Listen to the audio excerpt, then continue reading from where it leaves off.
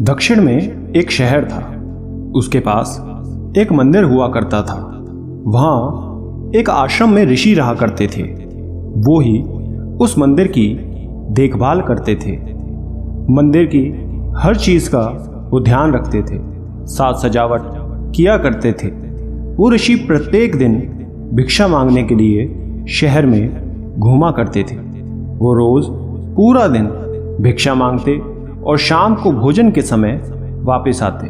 उन्हें जो कुछ भी भिक्षा में मिलता उनमें से अपने लिए रख बाकी सब गरीबों में दान किया करते थे, जो उसके बदले में मंदिर की साफ सफाई कर देते।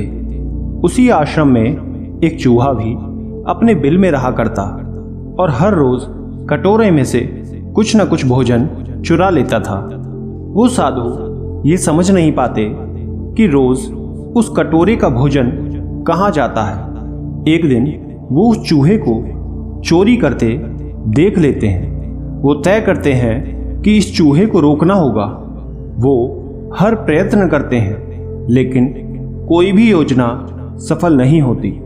तब उन्होंने कटोरे को काफी ऊंचाई पर रखना शुरू कर दिया ताकि चूहा वहां तक पहुंच ना सके, और यहां तक कि एक छड़ी के साथ चूहे को मार भगाने की भी कोशिश की। लेकिन वो चूहा किसी भी तरह रोज उस कटोरे तक पहुंचने का रास्ता ढूंढ लेता और कुछ न कुछ भोजन जरूर चुरा लेता और वापस जाकर बिल में घुस जाता। ये सब लगातार चलने लगा।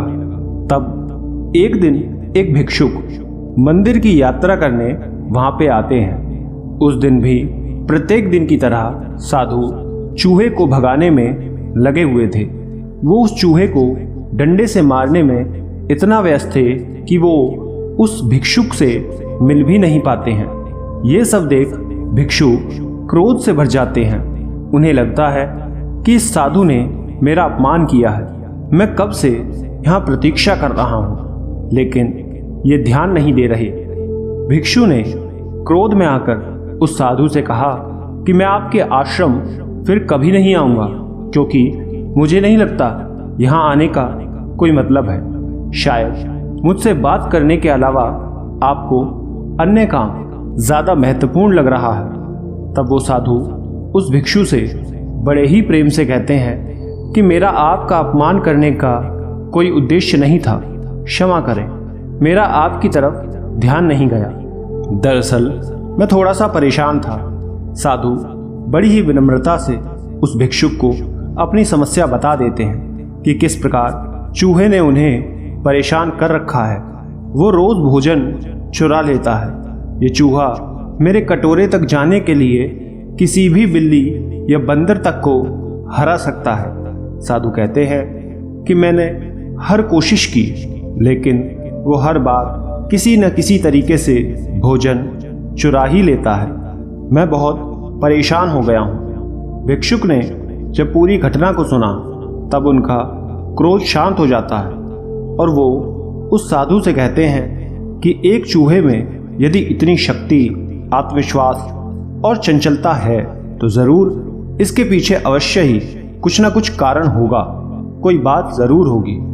भिक्षुक साधु से कहते हैं कि मुझे पूरा विश्वास है कि इस चूहे के पास अधिक से अधिक भोजन एकत्र हो रहा है, जिस कारण ये चूहा स्वयं को बड़ा समझने लगा है, जिससे उसे ऊंचा कूदने का जज्बा मिलता है, शक्ति मिलती है। साधु कहते हैं कि एक चूहे में इतना आत्मविश्वास कैसे हो सकता है। तब वो भिक्षुक कहते हैं क्योंकि चूहे को यह भली भांति पता है कि उसके पास ऐसा कुछ नहीं है जिसे खोने से वो डरे, जिस कारण वो निडरता से ये सब करता है। तब साधु कहते हैं कि फिर क्या करें, इस तरह तो वो रोज ये सब करेगा, मैं परेशान हूं उस चूहे से। तब भिक्षुक कहते हैं कि इसके लिए एक उपाय निकालना पड़ेगा। साधु और भिक्षुक मिलकर ये हल निष्कर्ष निकालते हैं कि यदि उस चूहे को हराना है तो हमें उसके बिल तक पहुंचना होगा। यदि हम वहां तक जाने में सफल हो जाते हैं तो हम उस चूहे के भंडार तक पहुंचने में पूरी तरह सक्षम हो जाएंगे। भिक्षुक साधु से कहते हैं कि कल सुबह सुबह चूहे के आने से पहले ही हमें उठ जाना चाहिए।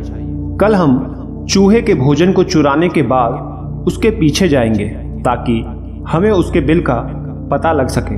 और अगली सुबह सुबह ही साधु और भिक्षुक आकर छिप जाते हैं। चूहा आता है, भोजन चुराकर जाने लगता है। तब वो दोनों उस चूहे का पीछा करते हैं और उसके बिल के प्रवेश द्वार तक पहुंच जाते हैं। वहां पहुंच भिक्षुक साधु से कहते हैं कि चलो जल्दी से अब इसकी खुदाई करके देखते हैं कि यहाँ क्या है। दोनों खुदाई शुरू कर देते हैं और खुदाई के बाद वो ये पाते हैं कि उस चूहे ने अनाज का एक विशाल भंडार बना रखा है। ये देख साधु जल्दी से सारा चुराया हुआ भोजन एकत्र करने लग जाते हैं और उसके बाद वो मंदिर में लेकर उसे लौट जाते हैं। कुछ देर बाद जब वो चूहा वापस अपने बिल के पास आता है तो वहाँ इतना बड़ा गड्ढा देख हैरान हो जाता है कि ये सब कैसे हुआ। वो अंदर झांक कर देखता है कि उसका एकत्र किया हुआ सारा भोजन गायब है। ये देख वो बहुत दुखी हो जाता है। चूहे को इस बात का बहुत ही गहरा झटका लगता है कि उसका जोड़ा हुआ सब कुछ वापस छिन गया। उसका सारा आत्मविश्वास टूट जाता है। अब उसका सारा भंडार गायब हो चुका होता है। उसके पास कुछ भी नहीं बचता। वो तय करता है कि वो दोबारा से रात में जाकर चोरी छुपे भोजन चुराएगा और फिर से सब एकत्र करेगा। वो वापस मंदिर में जाता है, लेकिन इस बार सब विपरीत होता है। चूहा जब कटोरे तक पहुंचने की कोशिश करता है तब वो धड़ाम से नीचे गिर जाता है। उसने बार बार कोशिश की लेकिन वो असफल होता रहा। ये सब देख उसे ये एहसास होता है कि अब ना तो उसके पास शक्ति है और ना ही आत्मविश्वास। वो भी अब खत्म हो गया भंडार की तरह। ये सब घटना साधु और भिक्षुक देख रहे थे। तब मौका पाते ही साधु छड़ी लेकर आते हैं और जोर से नीचे पटक देते हैं। ये देख चूहा डरकर वहां से भाग जाता है। वो जैसे तैसे अपनी जान बचाकर भाग निकलता है और फिर दोबारा उस मंदिर में ना जाने का स्वयं से वादा करता है। अब साधु चैन की सांस लेते हैं। इतने दिन की समस्या एक दिन में ही भिक्षुक दूर कर देते हैं। वो उस भिक्षुक को धन्यवाद करते हैं और कहते हैं कि आपकी वजह से ही आज ये सब हो पाया। इस चूहे ने ना जाने कितने समय से मुझे परेशान कर रखा था। आपने यहाँ आकर मेरी समस्या को दूर कर दिया। भिक्षुक साधु से कहते हैं कि यदि किसी भी समस्या को बिना हड़बड़ी के सुलझाने का प्रयास किया जाए तो वो आसानी से हल हो जाती है। बस ज़रूरत है उस पर पूरा ध्यान केंद्रित करके समझने की। यदि तुमने धैर्य के साथ ऐसा सोचा होता तो तुम स्वयं भी ये कर लेते। ये सुन वो साधु कहते हैं कि आपने सही कहा, मैं इस बात का आगे से पूरा ध्यान रखूंगा। और वो भिक्षुक वहां से लौट जाते हैं। दोस्तों, इस कथा से यही शिक्षा मिलती है कि यदि हमारे पास भी संसाधनों की कमी ना हो तो हमारे भीतर भी बहुत अद्भुत शक्तियां और आत्मविश्वास नजर आएगा। उसकी कमी महसूस नहीं होगी, आपका मनोबल बढ़ा रहेगा। परंतु जब हम उन संसाधनों की कमी से जूझने लगते हैं तब उस परिस्थिति में हमारे आत्मविश्वास में भी कमी आने लगती है, जैसे उस चूहे के साथ हुआ। दोस्तों, आशा करते हैं आपने ये बात अवश्य सीखी होगी। धन्यवाद।